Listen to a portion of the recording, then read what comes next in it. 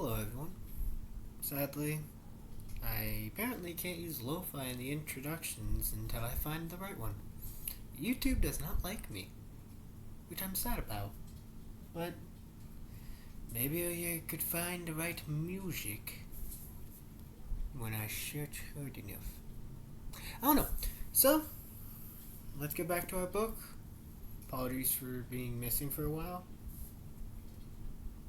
Had to take care of me dogs. Freaking dog hair. Alright, let's get into the book. The Grand Escape by Neil Bascomb. We are going to be reading to chapter 12 today. Chapter 10. Shorty Cockhorn wanted to dig a tunnel. Since the Germans' discovery of the escape hatch, he could see no other way out. Although the tunnels British prisoners had started at the other camps had fallen shy of success, he remained confident that one could be pulled off at Holzheim. Desperation offered steeled the spine that way. Finding the best place to start a sap would be a simple exercise in elimination of options. Given the number of German inhabitants in Block A, Cockhorn crossed that one off the list of options straight away.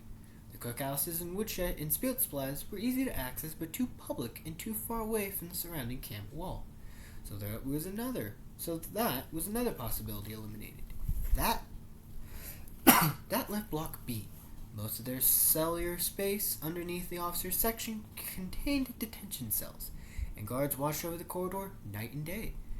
The cellar under the orderlies' quarters in Block B, which was used to store wood, tins, bread, potatoes, and other goods, were the only other option. Although guards did patrol there, they did so infrequently. Further in their favor was the cellar's location adjacent to Holzheim's east wall.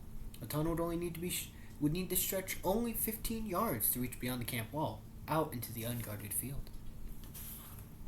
Cockhorn wanted to get down there so he could see whether a tunnel was possible. The officers and orderlies each had their own entrance to the barracks. The officers in the west wing, the orderlies in the east. Officers were forbidden to use the orderlies' entrance, and a guard posted 12 yards opposite the door watched all comers and goers. But nobody registered when orderlies entered the officers' section to carry out their daily duties. There, Cochrane saw his opportunity. He recruited his friend William Baxter Ellis, a young RFC pilot, to join him on the reconnaissance. Orderlies provided uniforms and a duplicate key to the cellar door. During lunch, which most of the Germans were inside the commodore, the two men crossed the yard and entered the eastern wing. Although Cockhorn was tall, gangly, no one paid attention to him, nor Ellis any mind. Inside, they found the layout was mirroring image of their own wing. They could either take a short flight of concrete steps up to the ground floor, or 10 steps to their right, down to the cellar. They went down. Before they arrived at the locked cellar door, something caught their attention. The Germans had walked off the space underneath the steps with 6-inch wood planks. A quick rap on them revealed that the space behind the wall to be hollow, and they guessed it to prevent anyone lying in wait to jump an unsuspecting guard. They both realized that the space might present the perfect opportunity. It gave them access to the cellar floor and walls. It was out of sight, and was out of the way of the normal foot traffic of the guards. Starting a tunnel in one of those cellars would have risked discovery. If they could create a secret door in the planks, Cochrane was sure they had a very good chance of keeping their activities secret. But in the edge of the door was in any way obvious, the Germans were sure to find it. "Will you join our tunnel effort?" That was a question on Cochrane and Ellis's lips. Their answer was a definite yes from David Gray. Best chance to escape Holzheim. The answer was also an easy yes for infantry captains Joseph Rogers, a former coal mine engineer, and Frank Mosley. They had been involved in tunnel attempts at their previous prisons, where they had built sliding steps and hinged walls to disguise access. They nicknamed their band of tunnelers the Pink Toes, likely due to the state of their feet after hours of burrowing the frigid ground. In comparison to some other projects, the tunnel was a small matter. They would need carpenter's tools, and for those who needed a carpenter, they smashed in a door in their quarters, making sure to knock it off its frame and mangle the lock, something only an experienced tradesman could fix. One such arrived later that day. His box of tools in hand, a guard was there to watch over him while he worked. Next to distraction, Cochrane and his co-conspirators, including Gray, launched into an argument with the guard. Some minor disgruntlement, there was a lot of shouting, and a few officers staged a scuffle with each other. While the carpenter watched fray, one of the officers slipped behind him and nicked almost everything apart from the toolbox itself, including fine-toothed, thin-bladed saw. After the melee had ended and the officers cleared away, they waited to see if there would be a search for the missing tools. What they suspected and hoped was that the carpenter and the guard responsible for him would not admit to anyone that they had been foolish enough to fall for the deception. Their suspicion proved well-founded. The next day, disguised in borrowed yellow-banded tunics, Mosley and Rogers ventured through the eastern entrance of Block B, accompanied by a real orderly who was there to keep lookout. A quick examination of the walled portion showed the best place to create a door was near the bottom of the steps, where the planks were the longest. At the top of the last plank, there was a small opening from some badly fitting boards where a slide bolt could be hidden. Reaching it would be a tight fit for even the most slender of fingers, but possible. Mosley and Rogers were quick to the task. They unscrewed the whole V-shaped panel from its placement. An inspection of the chamber behind confirmed that they exactly what Cochrane had hoped. It gave access to the floor as well as the main load-bearing walls on the eastern and southern sides of the building. It almost was tall enough to stand up in, measuring 5 yards long, 4 yards wide. It's also big enough to pack the excavated oil and rubble for a 15-yard tunnel, which eliminated the need to smuggle it out for dumping. They cut a 3-plank door out of the partition wall and reattached it with 2 hinges. Such was their precision that there was almost no visible seam between the 18-inch wide door and the wall. They also mounted a bolt on the door. Its latch just within reach behind the wall. After sweeping the sawdust into their secret chamber, they replaced the whole panel and secured the bolt, so snug that was the fit they could barely spot the door themselves. Tools hidden under their tunics, they walked back up the steps and out onto the Spielplatz. The tunnelers wasted no time and launched immediately into the digging. Cochrane and Ellis had the honor of going first. Once inside the chamber, they removed the bricks of the southern wall, then dug into the concrete with a chisel. After a few inches, they hit some reinforced iron rods. Even the sharpest of hacksaws would be challenged by the iron. They took the obstacle in their stride. What they needed was sulfuric acid to burn through the iron like a flame to paper. They could not easily buy vials of sulfuric acid in the canteen, and obtaining some via a coded message to friends or family in England would take too long. If they managed to avoid its interception, outside help was required. They wanted their cabal small, 12 officers at most, to keep the tunnel secret and to avoid having too many different faces going in and out of the building. The solution, they decided, was to ask more orderlies for help. They would not need to know their purpose, except for a select few. Given that the orderlies had greater ability to move around the camp than the officers, they might be able to obtain any special items needed. Willing accomplices were soon found. One of them happening to know a civilian workman at Holzheim who could obtain some sulfuric acid. A bribe of 50 marks was the price for his conscience. On November 5th, without explaining or warning, several of the most senior and outspoken prisoners were removed from Holzheim, including Major Widerum, Lieutenant Colonel Rathborn, and Captain Gray. Throughout the day and into the next, Holzheim received one prisoner labeled as Eyewash. Officers and orderlies alike were instructed to straighten their rooms and barracks. The bathhouses were open for use, burned out electrical bulbs were replaced, windows were opened, walls were given a fresh coat of paint, and fuel was supplied to heat their rooms. The next day, they discovered the reason, a surprise visit from Dr. Rudolf Römer, the Dutch attaché assigned to inspect German camps for compliance with the Hague Convention. The men tried to air their unjust treatment, even in the presence of the camp commandant. But Neymar always had an answer. On the poor quality of food, that was simply a matter of taste. Anyway, the men had their private supplies on charging for boiling water. The men were not complied to pay for this sum. On the exorbitant prices at the canteen, most of the articles were sold at a loss. On excessive stays in solitary, including those suffered by Kennard and others who had escaped from the attic hatch, the accused needed to be secured before their court-martial. Only after did the new 14-day punishment limit come into effect. On the lack of recreation space, this could be created out of sleeping space, but then the displaced men would further crowd the other rooms.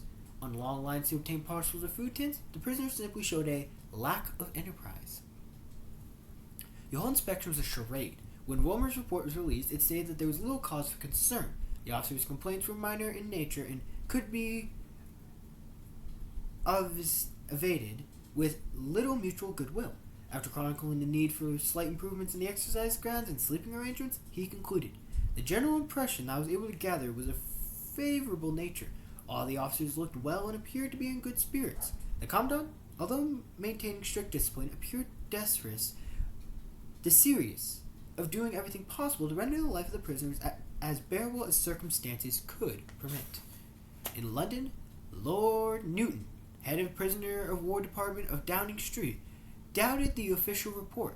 He received troubling secret intelligence about Romer from contacts in Foreign Office. Informants suspected that he had compromising connections with German high officials, and according to Romer's former colleagues, he was professionally incapable, amending to bribery, and a pathological liar. He was issued similarly positive reports on other camps controlled by Hajnik, which were contracted by a binder full of interviews from escaped prisoners. Similar testimonies were now coming into London about Holzheim, one by the RFC captain who smuggled a coded letter out of the camp. He recounted a string of brutalities, including one occasion where 4 guards cleared his room to make way for newly arrived prisoners. The first officer was seized by the throat and shaken. The second was struck with a rifle. Third chased down the passage, his pursuer jabbing at him with his bayonet. Other prisoners had been sent away from Holzheim only to escape from their next camp. Recounted much of the time, one said Hajnik ran his camp with organized malevolence, another that Holzheim was an inferno. Lord Newton had tried a diplomatic route, submitting letters in compliance. This had little effect. He also sat down with the Germans and negotiated to improve conditions. In summer 1917, both parties had signed to reduce punishment lengths and began exchanging some prisoners. But Newton's faith in the process had been challenged by reports that the Germans were continuing indefinite detentions and had only just begun sending POWs to internment, and in limited numbers at that. The other tool available to Lord Newton was instructing reprisals against German POWs until things got better for the British. This only provoked countermeasures by the enemy, a tit-for-tat special treatment that worsened conditions for all. Chapter 11. There was never enough food at Holzheim, and some of the men were suffering from malnutrition because their diets relied exclusively on tinned food.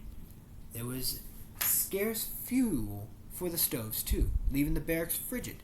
Many had stripped their rooms for any available wood to burn. Bedboards, locker doors, even furniture. Neymar continued to harass them at every turn. He opened and closed the bathhouse and parcel room on a whim. He promised the new senior British officer that he would reopen negotiations around parole walks, only to rescind the promise soon after. He offered to allow concerts and theatricals, only to cancel them before the performance. In response, some acted out little revenges. They crafted an effigy and dangled it from the attic floor window. A noose around its neck, Neymar went berserk, firing at the dummy as the prisoners bobbed up and down, shattering glass in several windows. Another officer dumped a sack of potatoes from a window as Neymar passed underneath. Gray's revenge of all, they knew, would be to escape. Gray was returned to Holzheim from Strochen in mid-December, and he went straight back to work with the pink toes on the tunnel. One of his first days back, he met 2 officers at 11 a.m. in room 24 on the ground floor of Block B's officer quarters.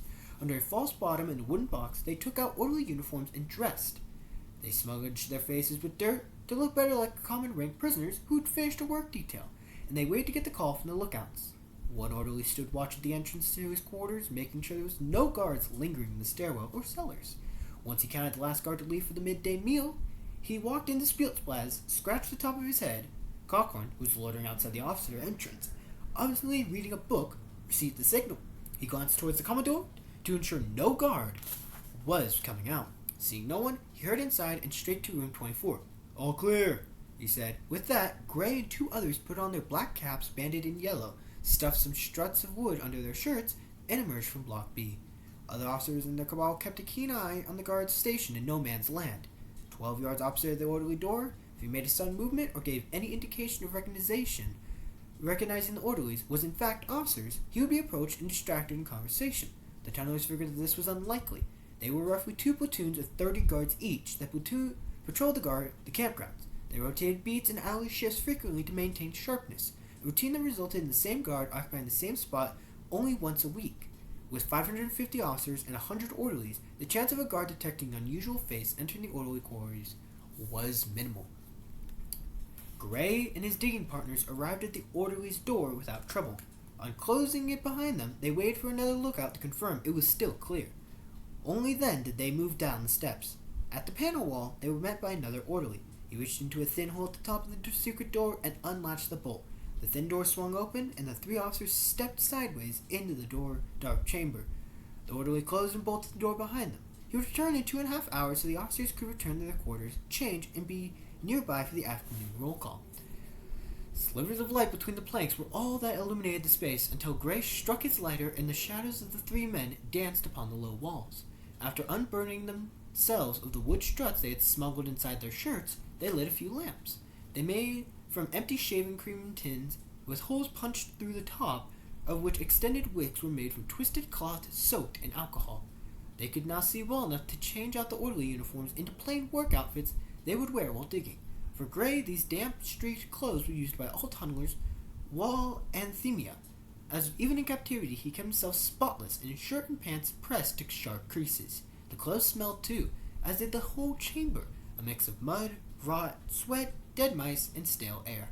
Nevertheless, stifling his disgust, Gray put on the outfit. But now Cockhorn and the other Pink Toes had burned through the iron rods in the southern foundation wall, just up from the cellar floor by pouring sulfuric acid against them from clay cups. From there they had started the tunnel proper. Using spoons and the legs of the iron bedsteads, they created an oval sap, almost 1.5 feet in diameter. At first they extended the tunnel 3 yards straight from underneath the orderly entrance. The depth was minimal, and the men could hear the voices of those walking above. Then they veered the sap sharply to the left, eastward, towards the camp wall. To increase its depth, they dug at a 45-degree downward slope for roughly 6 yards before leveling out. Here is the cross-section of the working area and entrance to the tunnel.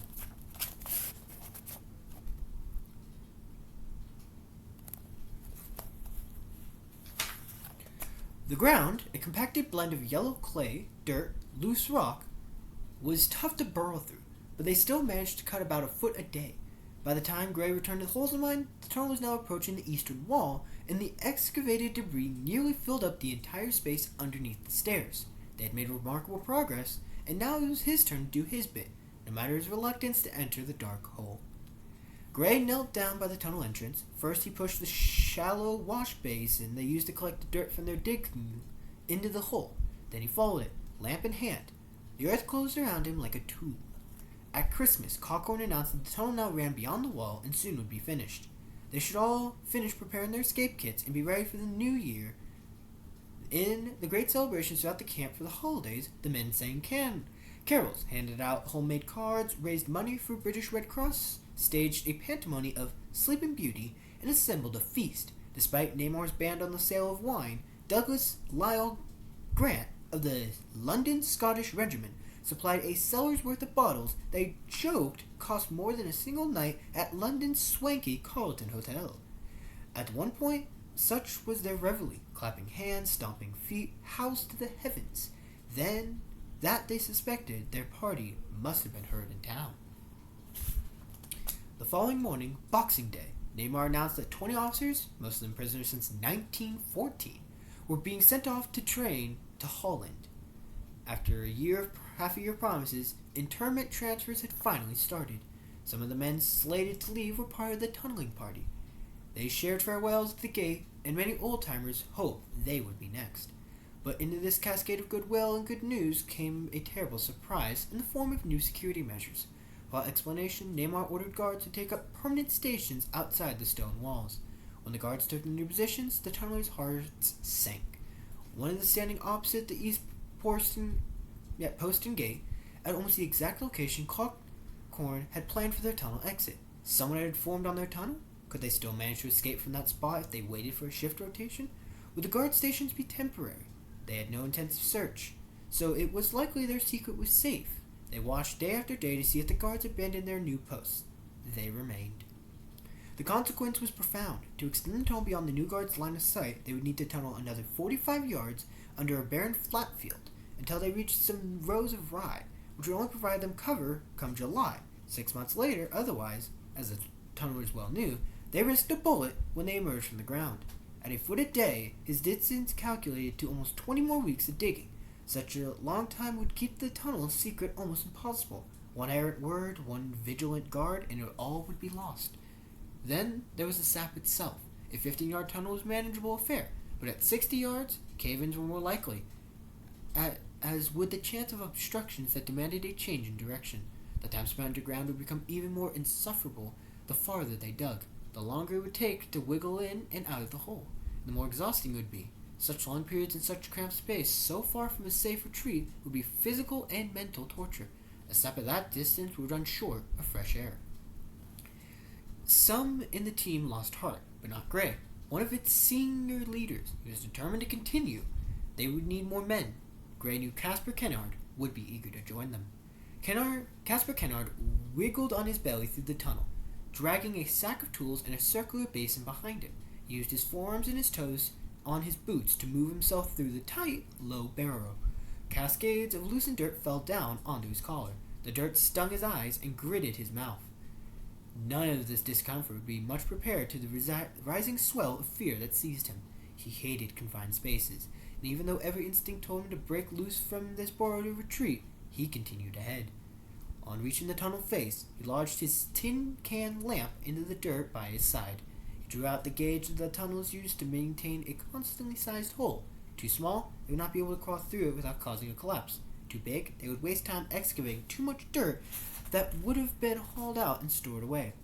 The gauge was of a basic construction. Two thin boards, one 18-inch long, the other 14 inches long, secured by a pivot at the center. Kennard swung the boards open until they formed a cross and placed them in front of him, the shorter board vertical and the longer horizontal. The ends marked the boundaries of the roughly oval tunnel. Once the gauge was fixed, he began digging, using a chisel and trowel to scrape, stab, and pry loose dirt ahead of him. Progress was almost imperceptible, akin to emptying the bucket of water with a thimble. Only slow-rising mound of dirt and snow under his chin gave any sign of progress. When this mound impeded him, it was time for the basin at his feet. He stretched his arm under his body, rotating at the torso to lengthen his reach. As he moved, the roof of the walls scattered dirt all over him. He dragged the basin up beside him. The exercise of such a simple task in such a small pace was exhausting. Kennard's fear of the walls closing on him was only heightened by the strain. After scooping the mound of soil into the basin with his hands, he screwed his body sideways again to push the basin down to his feet. Then he tugged at the attached rope so his mates knew to haul it out. A moment later, the shallow basin skittered and danced its way into the darkness behind him. He took a brief rest from the strain of maintaining a constant fixed position on his belly. Arms out ahead of him, neck craned, he was sweating heavily, his nerves frayed. After he had advanced a little further, he stopped digging and made a brace for the ceiling walls. These braces were placed every 3 feet to prevent a collapse. He had brought some planks down with him, nicked from the support boards of the barrack room beds and cut to size. The tunnelers had taken so many that new arrivals of Holzheim often found their beds collapsing underneath them if they sat down too quickly. First he wedged the board into the roof. On the floor he set another of the same length. The third he had angled between the two horizontals. Then he knocked it with his fist until it stood on the left side of the tunnel. He did the same on the right.